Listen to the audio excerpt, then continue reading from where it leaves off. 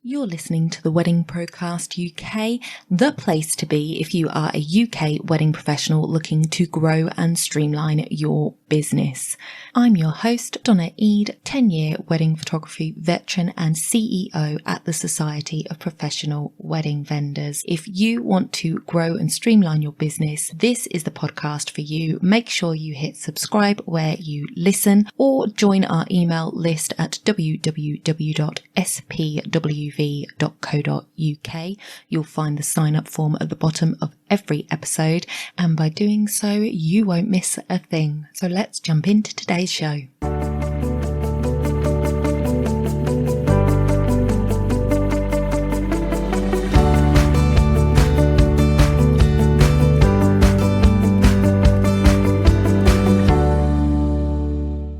Would you like to increase your credibility and your inquiries?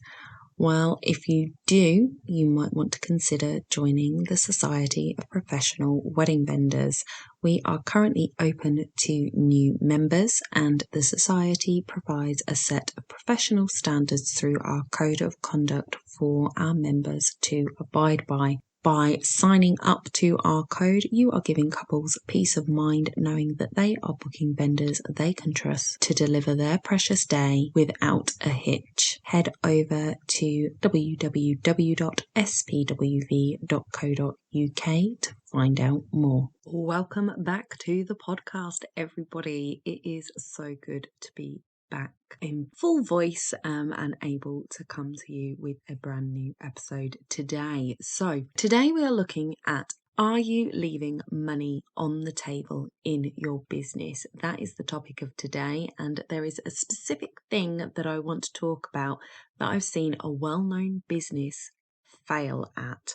I'm not going to name names, but I am going to give you the story. But before we jump into that, I wanted to reiterate the importance of your email list. A few weeks ago, you will know Facebook, Instagram, WhatsApp, all the Facebook-owned companies stopped working. And what happened when that happened? Did your world fall apart? Were you lost? I'm sure you coped, but imagine if that outage had been longer or indefinite. Now, for me, I rely on WhatsApp to talk to my family. I rely on Facebook and Instagram to reach you guys. And I also have my email list.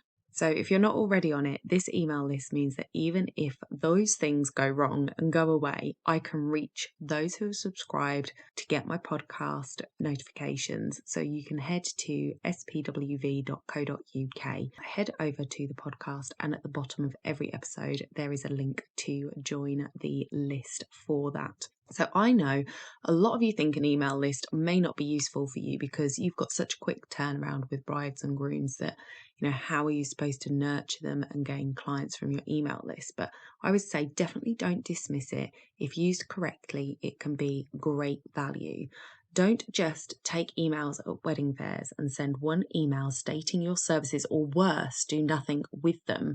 Set up a nurture sequence. I'm going to do an episode coming up about how to nurture your list effectively. So do head over to the website and subscribe to the podcast so you don't miss that, or head over to any of the podcast platforms, Apple, iTunes, Spotify, and sign up there so you don't miss that, because it is going to be a few weeks. I've got a few interesting episodes coming up. So this company really did miss a trick. I received an email from them. They are a company that provide networking services, and I've previously visited one of their meetings, and they were telling me what they had on offer now that things were quote unquote back to normal. They said that they were going back in person. They also indicated they had dedicated online groups, and they were also going to provide a hybrid option where you attend the first meeting of the month and the others were online. And that sparked my interest. I was like, oh,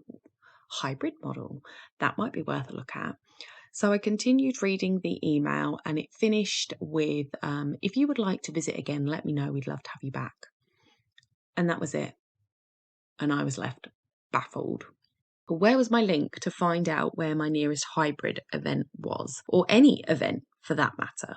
Where was the link to what it was going to cost me to join this network? Now, oftentimes you'll find that some networking companies aren't very transparent with their pricing online, but I've been before. This was literally an email to say, you have been before, this is what we're doing. So I've already seen their prices once before, but we don't keep those to hand. So why not be transparent with me? The only way I could get more information was to email this person back. Now, how many times have you sent an email to your list and asked a question or given them an opportunity to email you back and it happened? I can tell you, for me, it's in the range of around 1%. And I have quite a active list on the averages. It's right there in the averages of open rates and click-through rates and things. So to only get a 1% coming back when my click-through rates are higher than that, it seems absolutely ridiculous that there wasn't a call to action, a button to click. People often want to do their own research and reading before they actually speak or engage with somebody, because if they come to you straight away, they feel like they're going to get sold to. They need some information, some insight into what they're looking at so that they can know whether you are in their ballpark. Are you going to provide what they want? Are they going to get the service they want from you? Are they going to be in the right price bracket for you? And we'll come back to that. I have no idea with this company. I would have to reply via email to this person to attend another meeting. Well, I don't want to attend another meeting. I want to find out where my nearest hybrid is. I want to find out how much it's going to cost me, because I know that this company has a membership fee. I want to know that information. I don't want to email her to attend a new meeting. So put a call to action in your emails, a place where they can go and find out more. Every email should be geared at getting them to do one thing and going to one place to listen to one thing. So, for example, in my podcast emails, I try to keep my call to action to just one thing. Click on the podcast and listen to the podcast. There is a link at the bottom to go and join the Facebook group. So if you haven't done that, then please do come over and join us in the Facebook group. But that I don't talk about. It's just there at the bottom. People can click it if they want. The email itself is geared to getting people to listen to the podcast. So for you, it might be clicking through to view your brochure. Now, I also suggest putting your call to action in there at least twice. If it's a longer email, 3 times. So you will often find, if you look at your click maps, and I don't want to get too technical, but in MailChimp, you can certainly see which links people are clicking on.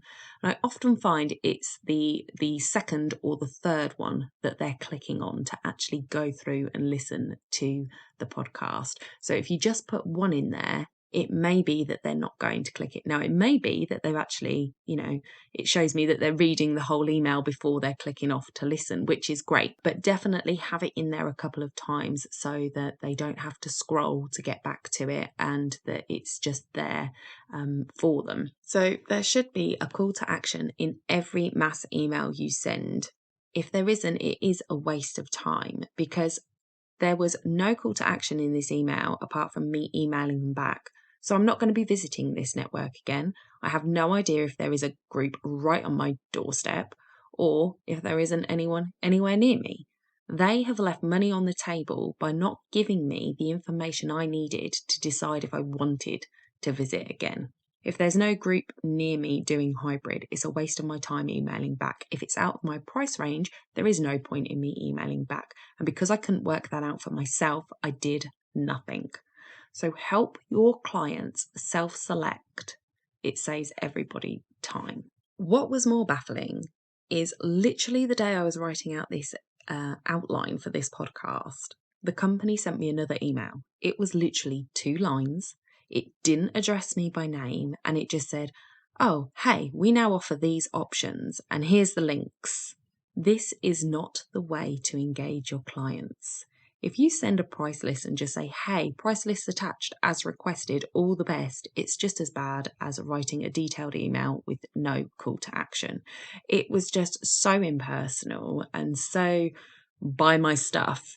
It was just so weird to receive those two polar opposite emails, and neither of them were effective. So I mentioned pricing earlier, and I just wanted to touch on that again.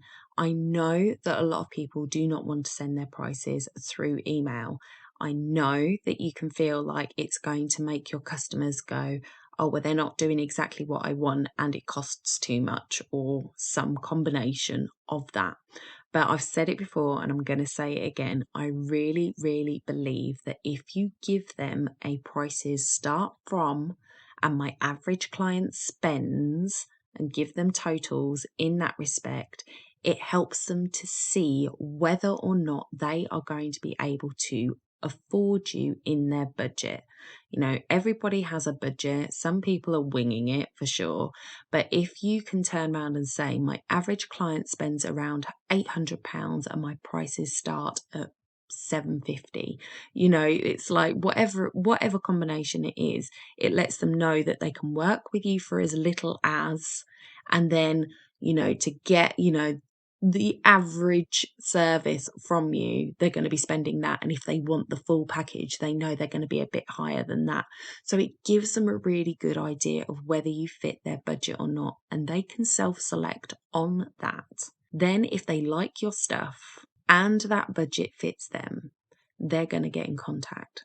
So when you have a list of wedding fair people and just sending them that initial email to let them know whether they won the prize draw or not, you can say, hey, it was absolutely great to meet you. Please find attached my brochure and my average prices. I would love to connect with you and talk you through what I can offer you if that's something you're interested in. Click here to see more.